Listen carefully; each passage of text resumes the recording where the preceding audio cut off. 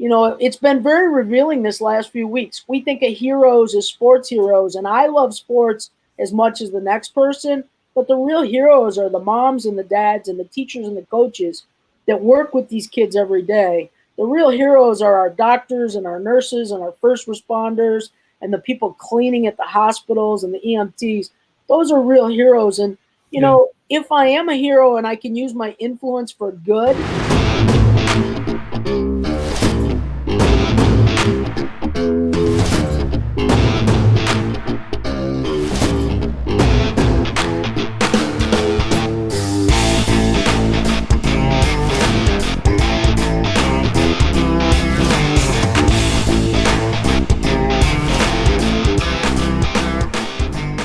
All right, we are recording. Hi, Kathy. How are you doing today? You know what? I'm very blessed. How are you? I'm doing well. So a little bit of background for everybody. Sure. I met Kathy through a mutual friend of ours, actually, JP Palmer, who is also on the podcast. And so Kathy and I had a real good discussion a couple of weeks ago about her business and COVID and everything. And I thought it would be a great opportunity to have her on and share her story and her insight on the podcast. So welcome, Kathy. Hey, thanks for the opportunity. I appreciate it. Sure thing.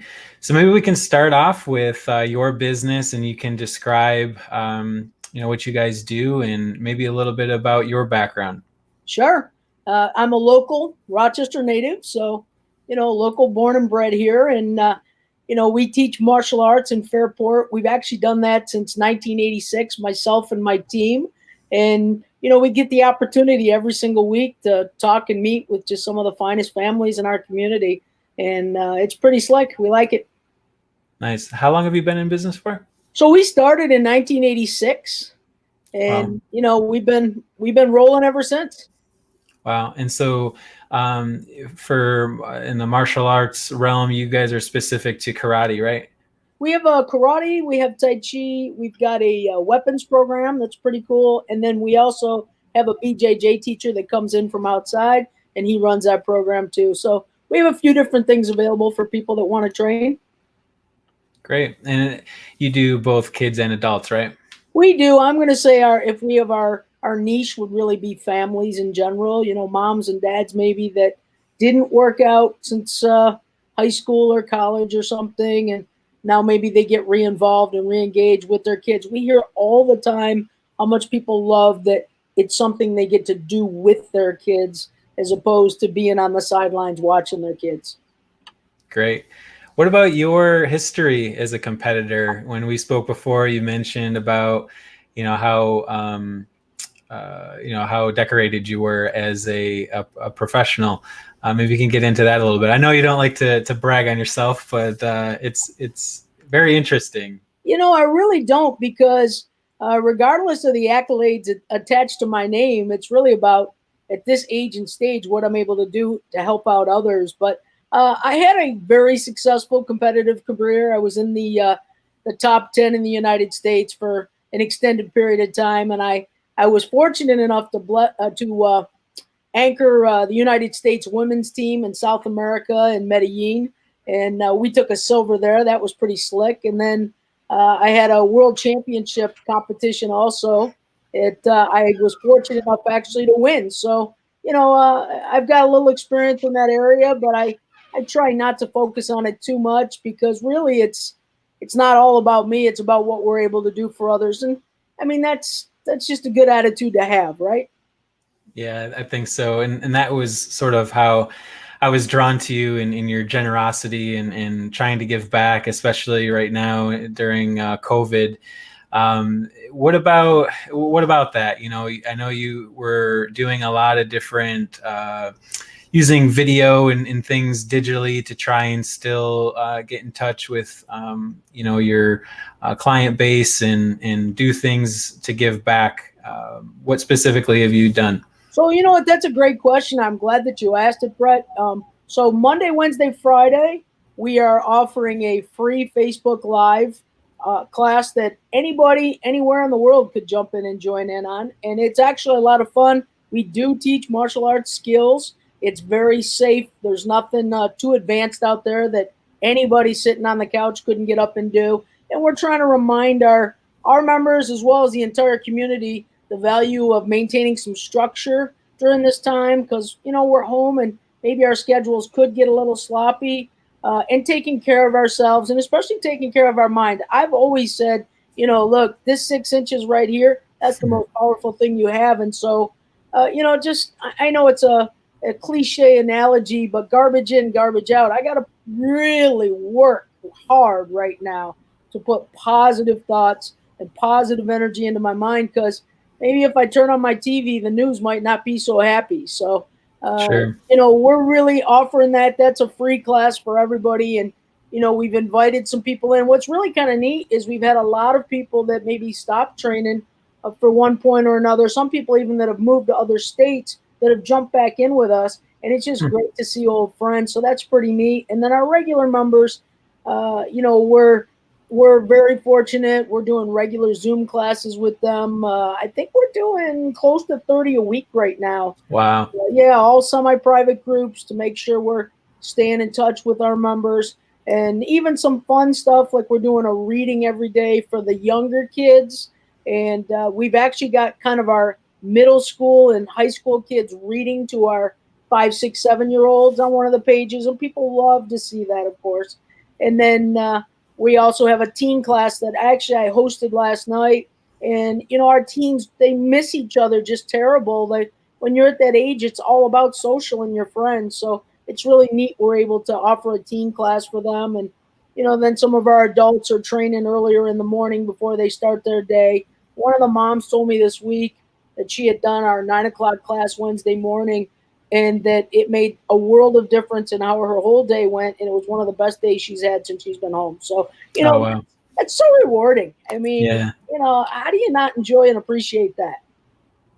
Sure. I it's certainly admirable, for sure. And what did you feel early on in your career that you were going to be a teacher, so to speak? Or did you see that? Did you have a vision for that, or was that something that kind of came and found you? I'm glad you asked that question because people say that you're a natural born this or a natural born that. And there is nothing natural about my teaching. I was forced into the role. I hated it in the beginning. I despised it. I was mad I was doing it. Well, the way it kind of worked in the olden days in the martial arts, and it still works this way in some of our smaller groups, is kind of the same way it would work in someone's home, right? An older brother or sister takes care of the younger brother or sister. And I was one of the more advanced students in my school. So when someone new would come in, I would get to go and work with them. And I never wanted to do it. Everybody used to tell me, oh, you're so good. But I didn't want to do it. And I think what you mentioned earlier is helpful in that, I did it for a long time, but then after I had my own success, which is important for us all to have our own success, competing and doing quite a few other things. I had some success. I had some success in outside sales and a lot of other areas that was pretty cool. But then I was really able to step back and say in 1986, really, I made the decision and then it grew as a passion. And now it's very powerful that I'm able to now take the knowledge that I learned in all that time and share it with others and try to help them. That's great. One thing I think of when I think of a new activity or learning something new is fear, right? Fear of being the only one that doesn't know really what's going on, or just being new in it, and especially in a group environment. And it's probably more so intimidating to a child, but it's still, I'm sure, is prevalent, in the adult range too. What have you found as far as success to be inclusive and to bring in new people and try and curb some of that nervousness that people might have first trying out? Well, Brett, that's a great question because whether it's physically in our studio or right now we're doing it via Zoom, we do a one-on-one or a small group. Maybe you and your son might do it together, orientation for our very first class. We don't throw people into class before we get to know them a little bit. And maybe, as you said, I've got some apprehension or anxiety. one of the cool things about our program and our school is we have the opportunity, if there is somebody who's apprehensive, to maybe take them on the side a couple of times before we actually put them in the classroom with the other students and instructors. And then, of course, once we get them there, part of, you said it, I'm nervous, I'm concerned. Part of it is making sure that they get to meet everybody, and Yeah. have good interaction with them on the front end so that they do feel comfortable. But I think the courage, the real courage, is just starting. I think it's so hard to just start anything new. And we explain that to our members that courage, the greatest amount of courage, is what a white belt has, because they are getting out of their comfort zone and trying something new. Yeah, that's probably one of the biggest hurdles I'd have to think in your industry is trying to get people over that hurdle and encourage them enough to at least try it out. Because I'm sure it's not for everybody, and but at least if somebody could try it out and just see, if there is a little bit of interest there initially. um, have you guys done anything, I guess, publicly to try and, I don't know, it's special events or things to try and draw people in to show them what it's all about? Well, sure. We do a lot of things. We have buddy days where you're allowed to bring a friend in, and then we've got different events, whether it's a birthday party going on, or a guest instructor that maybe where everybody's new in that realm of what they might be learning. So we do quite a few things to just try to encourage people to bring in their friends and maybe somebody that they know that might need martial arts. I don't think there's too many things right now that people need more than confidence, that people need more than certainty, Yeah. where we're not even certain when the school year is going to end. We're not even certain when this is going to open and this is open. We have so much uncertainty. And it goes back to my mind. I got to stand guard at the door to my mind and know that this too shall pass. And I've overcome challenges and obstacles before. This isn't the first. It's not going to be the last. It's a little different than some of the ones we've done. It's definitely uncomfortable. And, it's just a challenge. And I think that for our families that train with us now, as well as anybody else, to be able to have some confidence in what you're doing and feel good about yourself, like that mom said, that was her best day. And, just to be able to move forward with that feeling of certainty and apprehension. I'm big on people being concerned about their mental health, but I also think that they need to be proactive, not reactive. And so, Sure. what I mean is, maybe I need to eat clean during this time. I need to make sure I exercise and get my workouts in during this time. I cannot sit on the couch eating potato chips and doing 12-ounce curls we've now been home, I think, 8 or 9 weeks, Yeah. and expect to be happy and feel good about myself. It just doesn't work that way. I wish it did, right? Right, right. No, yeah, you put in what you get out, or Yeah. you get out what you put in, rather. Yeah. You have a storied career, and you've been, facilitating training for a while now. How has it progressed over the years? What changes have you seen in the industry, or even, within your own business, from when you first started to now?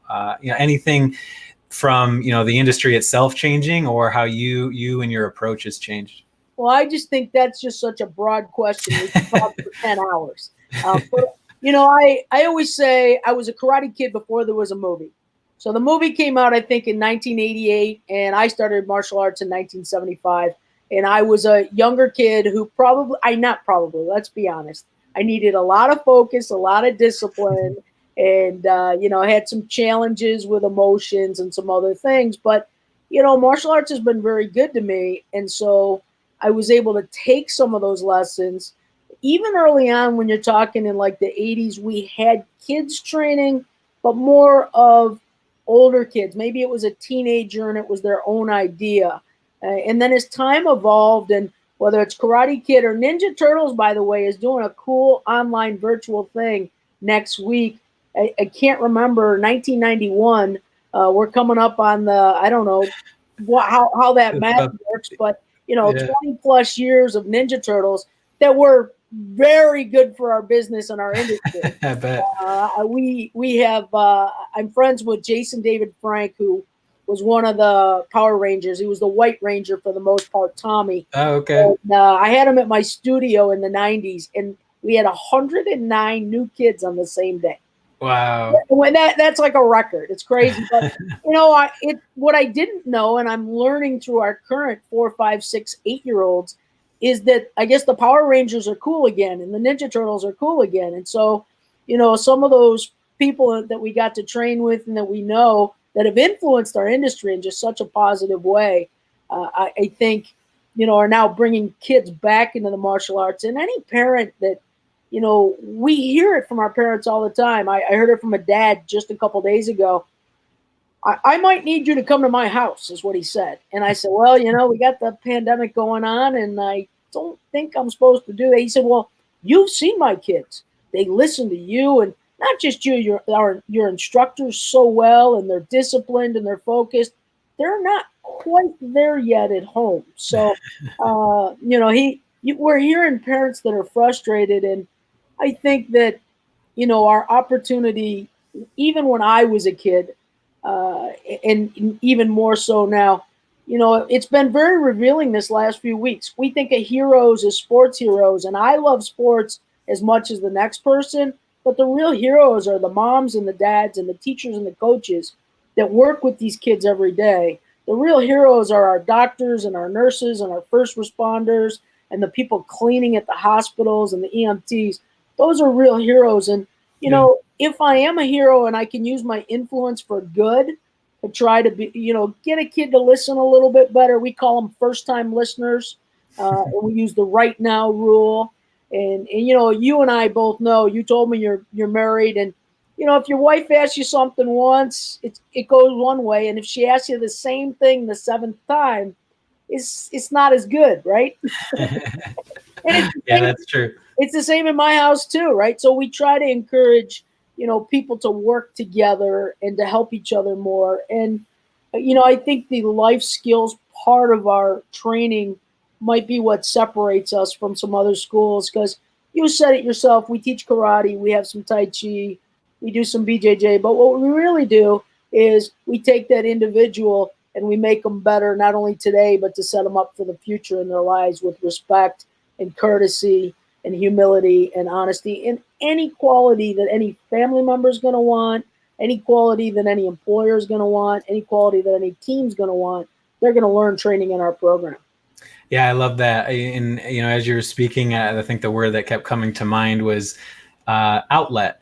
Good word. Chances are that a lot of the kids, if not all the kids that you're training, may never continue on, into a professional career, right? Into martial arts or karate specifically. But just like any other sport, it can teach them a whole lot, and it gives them a great outlet in order to do that. And it does give them a sense of community and group collectiveness or togetherness. And I think one great thing in being a martial arts fan myself that I've heard, about different dojos and that community impact is the difficulty, right? The nature of the sport itself, and how dedicated and disciplined that you need to be in order to be great.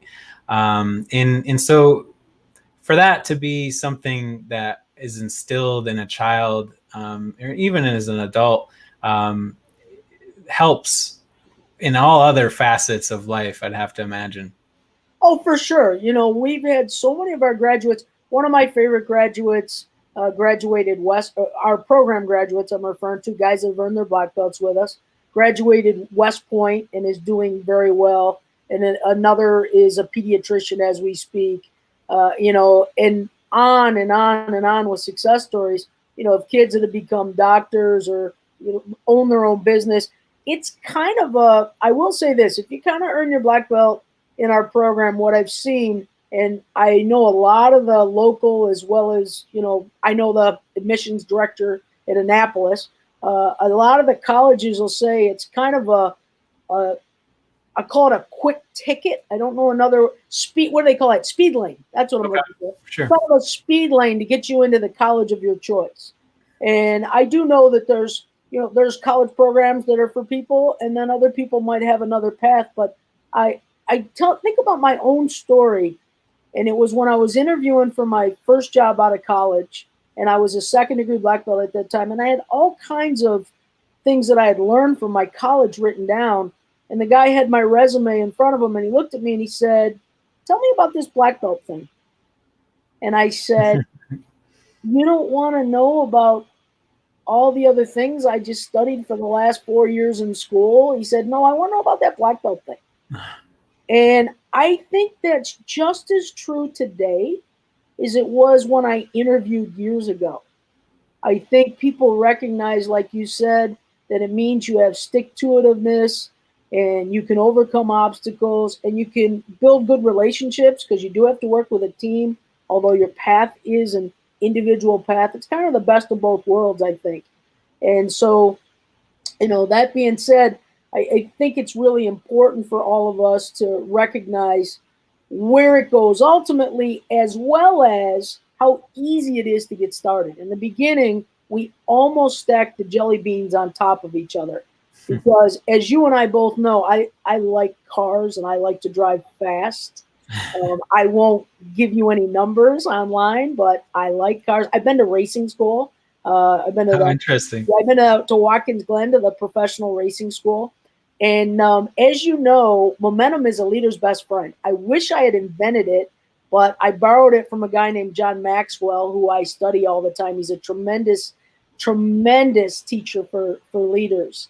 And so once I get that momentum going, whether it's a child or an adult, in the beginning, we make it so anybody could go through phase 1, 2, 3, 4, 5. Once I get it going, it's easier to go from 30 to 60 than it was from us to go from a standstill to 30. So I'm not just myself, I'm trying to talk for everyone. My team is just a great team of people that really care about each other and help each other along the way. And I think that that's important, that we have one of our black belts. He said to me, "Sensei, right now people are just so stressed out and they're so frustrated with their families and they're so frustrated with their jobs and their kids." He said, "Can I teach a stretching and breathing class twice a week for you? Because I think we all need it." And he's got a lot of experience. He's done a lot of That's great. professional training, and he's teaching that class now. And, our adults love it. Sometimes you just take a deep breath in and then let go of it. Don't keep hanging on to it. So I think the getting started is the hard part. I agree with you.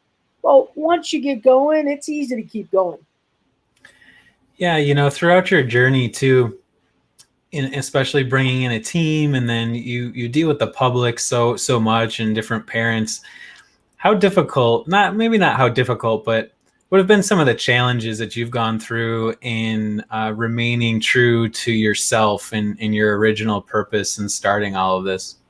I think one thing you'll find that's true of me is I've got a little more stick to itiveness than you ever there.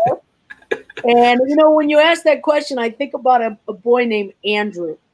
And Andrew was a teenager. I'm not certain. I'm going to say he's about 15 years old. And when we go through the black belt training cycle, we require our guys to do pull-ups. You're talking about the physical and the grit and the hard part. And I don't know if Andrew could do one pull-up.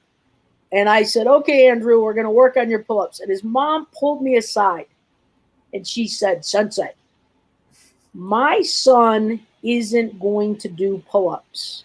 He can't. He's not strong like the other kids. You're just going to have to understand he can't." And I was like, "Really?" I like that you pointed that out to me. Long story short, that kid's running marathons today. He's graduated RIT, and on his black belt test, I can't remember if he did 18 or 19 pull-ups, but it was pretty cool. That's awesome. It is awesome. So, I think sometimes, look, we live in a world of instant. I microwave my food. Come on now. I drive through and the line's a little longer these days than normal, but I want it now. I pay with Venmo instantly. We want everything quick and now. And anything worth having just doesn't come that way.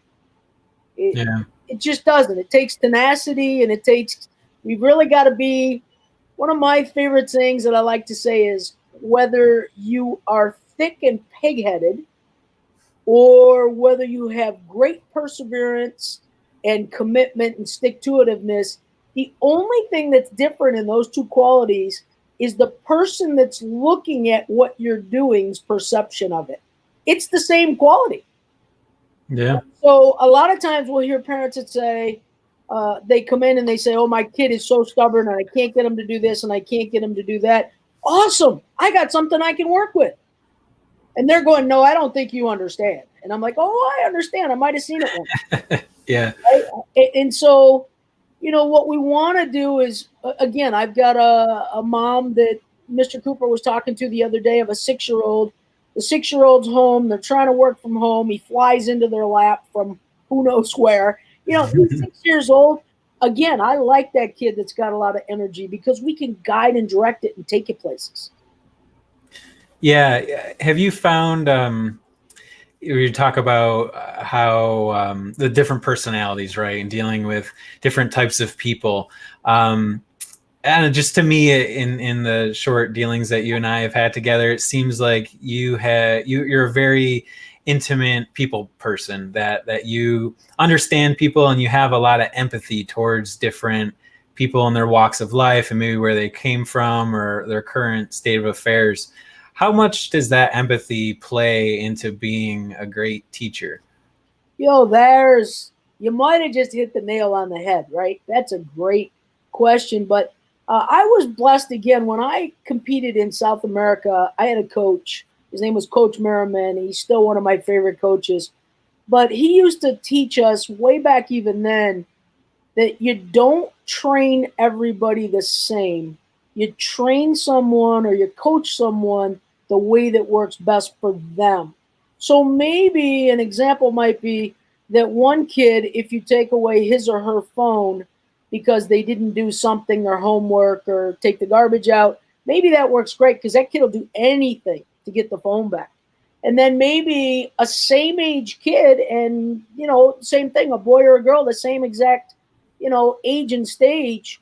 That kid, I take the phone away, and the kid says, "Oh, you took the phone? Take anything and everything else. It's just not going to work."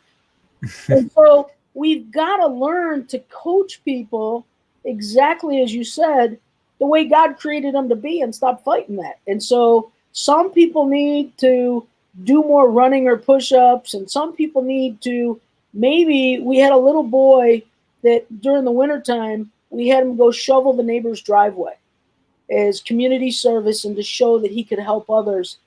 And he didn't really want to do it too much in the beginning, but we got lucky. The neighbor was an older neighbor and was just thrilled beyond belief that he had done it.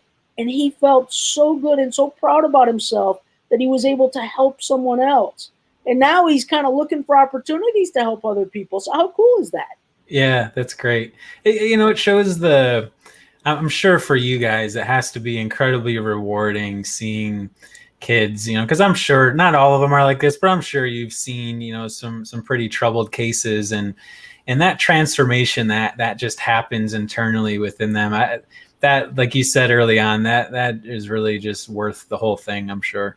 Oh yeah, it makes every day worthwhile. When you wake up, and I woke up the other day. I think one of the days I spoke to you, and Yeah. I had this long message from a mom, and the mom said, everything's changed so much in such a short period of time, and I want to thank you so much and the team. Sensei Jason's been great. He set up the Zoom classes for us and helping us get rolling with that. And he's going to do a makeup lesson with some kids that missed this afternoon. We talked with him earlier today, and we're getting our testing going. And so, I get that note from that mom that says, "You're not just teaching martial arts, you're teaching my 14-year-old boy how to deal with adversity and how to deal with challenges, and how you guys are doing it with a positive attitude." And the mom said, "I don't even know myself how you're doing it with such a positive attitude." But I think we're given choices. And so I can choose to be happy or choose to be miserable. And I don't know about you, but I think either choice takes the same amount of work. So, I know people that work really hard at being cranky, Yep. and A they're, lot of energy. oh, there's so much negative energy, and so Yeah. it's so hard to be that person. And I'm not gonna kid you, I have to work days at being positive. I gotta, again, be careful what I put in my mind. Zig Ziglar said years ago, and he's one of the first people that I read and studied: stand guard at the door of your mind. And so if I'm around people that are telling me I'm going to be successful and I'm going to do well, that's probably going to happen for me. But if I'm around people that are going to tell me that I'm going to be a failure, that might happen for me too. Yeah, no, I completely agree. How much does uh, being able to do your passion day in and day out, how much do you think that comes into line when you talk about happiness and joyfulness overall? That, you get to wake up every morning and do what you absolutely love. Yeah, what's your take on that? Well, I mean, what a better place to be in life. But again, I got a story. It's kind of a long story. And I don't know. I know I'm where I'm supposed to be without a shadow of a doubt.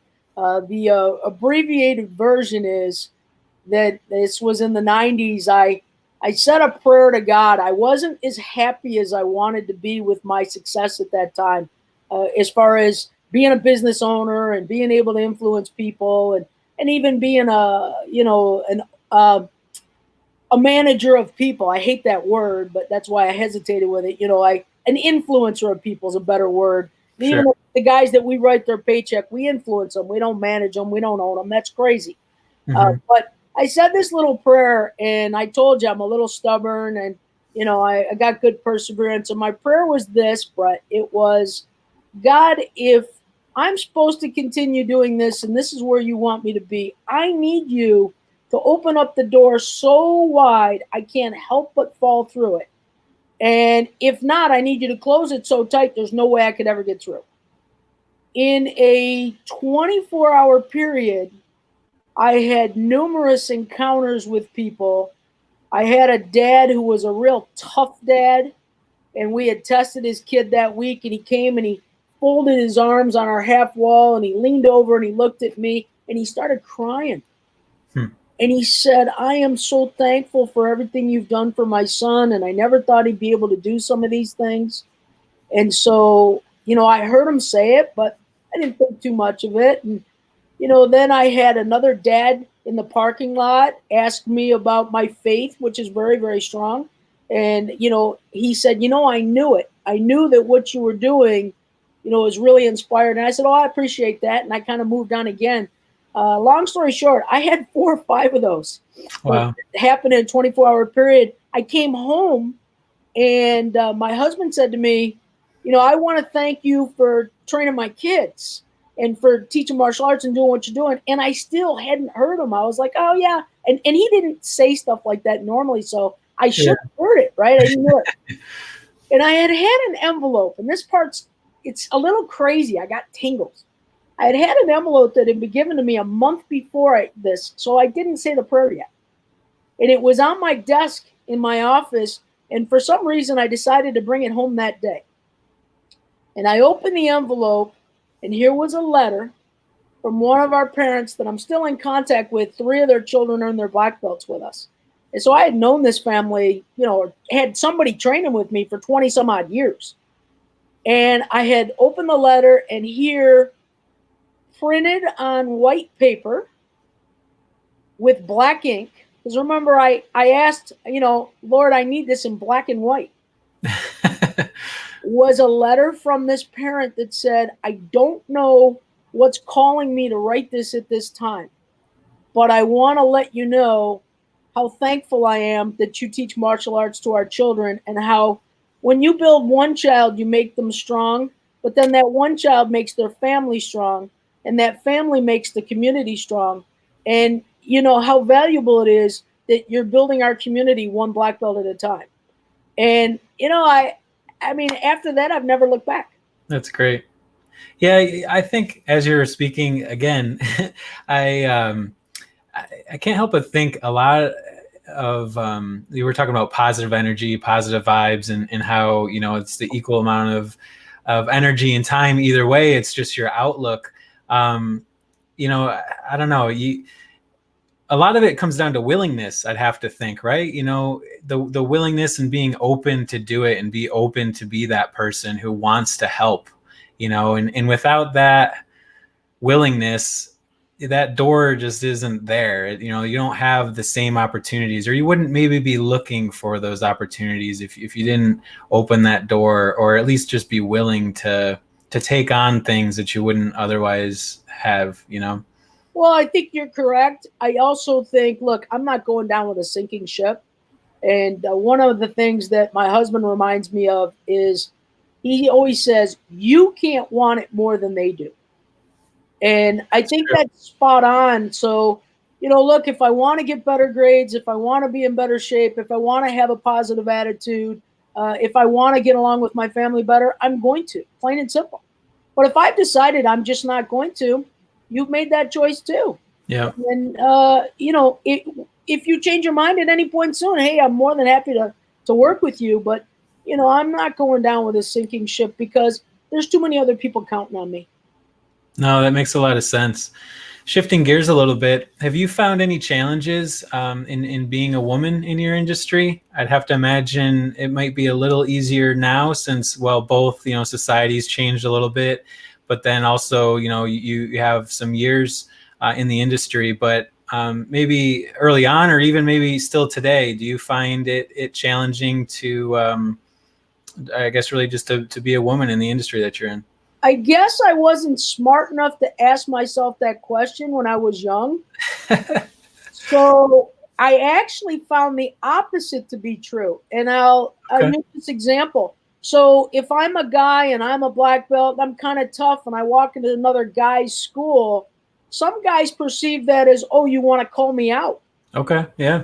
And so even at a young age and stage, I've always been a people person.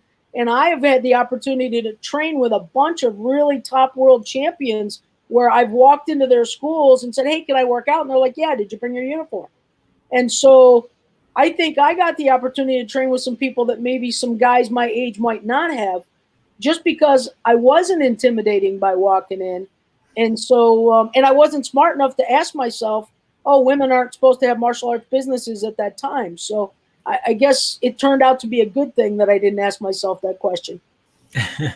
Has there been any outside negativity though that you've ever had to deal with, or has it been a pretty welcoming approach? It's been really great. It's been really welcoming. I'll look down our line of students some days, and we've got numerous 6 foot plus, 200-pound plus guys training in our class.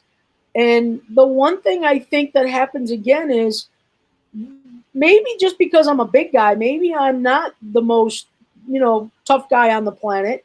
Or maybe I don't want to be called out every minute all the time. And so, again, I think people feel very comfortable and welcoming coming into our atmosphere, and they don't know that they got to prove themselves every time they come through the door. I guess there's a time for that. And we have a competition team, and so we have a group of kids that are on that and do well, but you don't have to join that team. And I just don't see that as something for everyone. Okay. What about female athletes? So, I have a little bit of background just from being a fan of MMA in general, and everything I've followed through it, has spoken to it being very accommodating towards females. But the one obstacle they seem to run into is to find female training partners. Do you guys feel that, or is karate different than other martial art practices? So again, that's a great question. When I was competing and when I was young and training all the time, it absolutely was. And it's one of the reasons that I got to train in a bunch of different schools. I used to drive to Syracuse pretty regular to train with a good friend of mine there. But I went a lot of other places just to find females. I had another friend in Buffalo that I would travel to train with because, like you said, there just weren't that many around. That's not the case anymore. There's so many good female athletes now. And I tell our members all the time, you guys don't know how lucky you are. It wasn't like this for me. That you just show up for class and you got 2 or 3 or 5 other partners that are similar to you.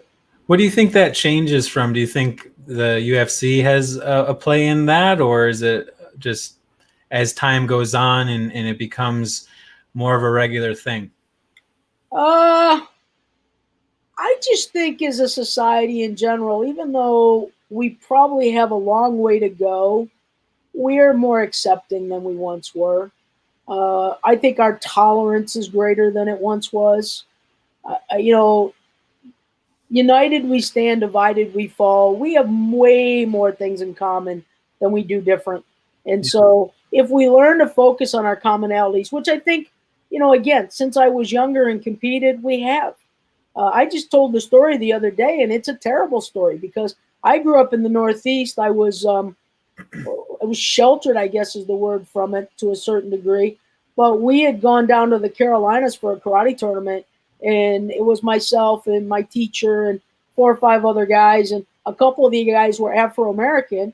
And we had gone to the tournament, and then we went to go to dinner and went to a restaurant, and I was a kid at this time, and they told us we couldn't come in, and I like totally did not understand in any way, shape, or form what was going on. I mean, like I said, I was a kid, and I started arguing with my instructor, like, why, because I've never been a quiet kid. That's not one of my strengths. And I was not willing to speak up for what I believe in, and I think it took me. I don't know how long it took me to kind of understand what even happened, and I never did accept what happened. Right. But I didn't get it. Yeah. No, I think it's just that doesn't click with most people. It really doesn't. So, yeah, I mean, it's almost like it's learned behavior, unfortunately. My dad taught me that. So one of my first jobs I had was in a local little store, and there was a magazine rack, and there were 2 little kids. I'm going to say maybe 3 and 4 or 4 and 5. And the one little kid used a slur when they talked to the other little kid. And I came home and I told my dad about it. And my dad said exactly what you just said. He said that little kid wasn't born knowing that word or how to say that. Yeah. That little kid was taught that in their home. And I never thought about it until after my dad told me what just happened. Yeah, it's unfortunate. So, wrapping this up a little bit, going forward here with Corona and everything and kind of the current state of affairs, where do you see dojos, martial arts as a whole? Not just your business in particular, but I'm sure you've done a lot of research and kept in touch news-wise with colleagues. Where do you see things going from here? What's the future of karate, MMA, all of this? Well, I believe our particular school, we've said for quite some time, we like to pride ourselves. We're the cleanest place in town. And we're going to up those cleaning procedures we already have.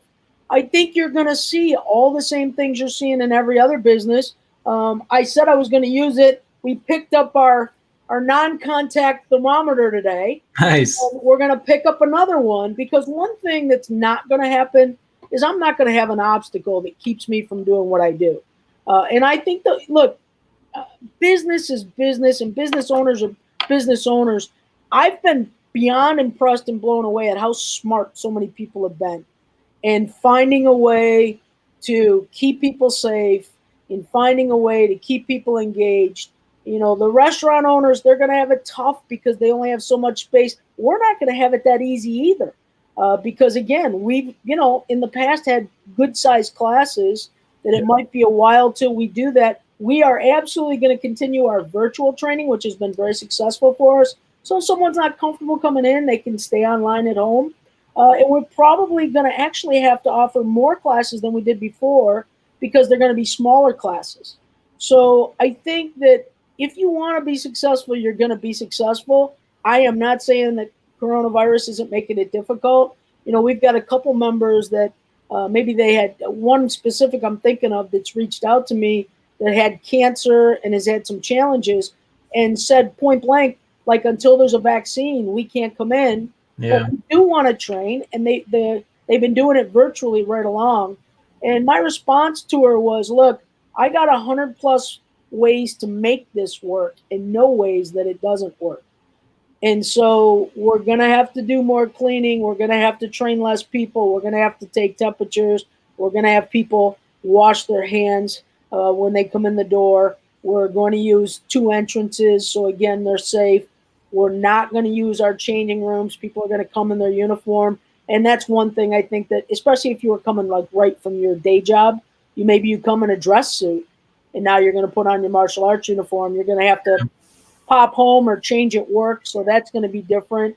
And I've already told our instructors what we're going to get really, really good at is cleaning, because we're not going to put our members in a situation where they have to be concerned about their safety. And we're going to ask them, it used to be if you had a runny nose or something, the person could come in and take class. We're going to Yeah, ask them if they're not feeling well, as well as our team to maybe stay home for a couple days. sure. But I I really think, Brett, that the pros outweigh the cons, because I know exercise is used to overcome depression.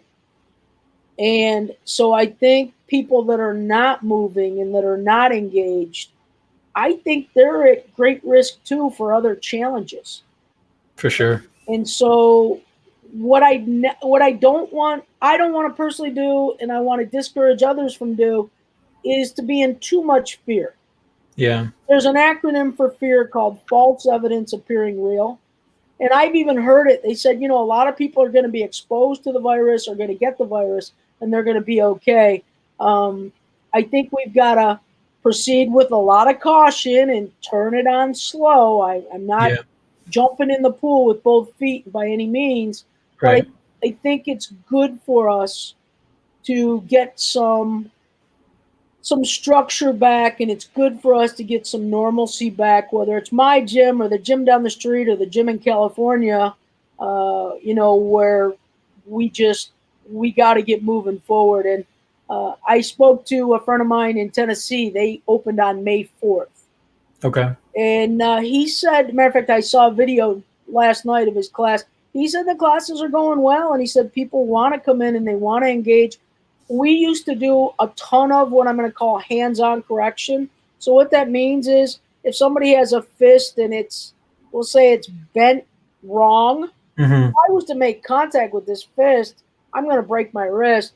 We used to do it where the instructor would go out and we'd do straight wrist, flat fist. Okay. Yeah. I'm not going to be walking around touching anybody's hand. Right. I'm gonna have to become a better communicator, and I'm gonna have to explain that from a distance, and I can demo it, but I'm not going to touch anybody to help them with their wrist. Right. Right. That's not going to happen. Yeah. It sounds like you're talking about adapting and mitigating risk and everything, and it's sort of a metaphor. It sounds really for your entire career, right? Is you've had obstacles and challenges and things, and you, like you said, when you first started off as a teacher, it didn't rub you the right way and you were a little hesitant, but you overcame it. You learned, you growed, you adapted, and in the end it was rewarding and successful. So hopefully the same thing can happen here, post Corona, or at least in the later stages of this, where that same tenacity, that you've shown in the past shines through here too. Well, and I think not just for myself, for the other business owners too. I've been training long enough to know that martial arts schools and black belts, they're a force for good, and they don't get knocked over too easy.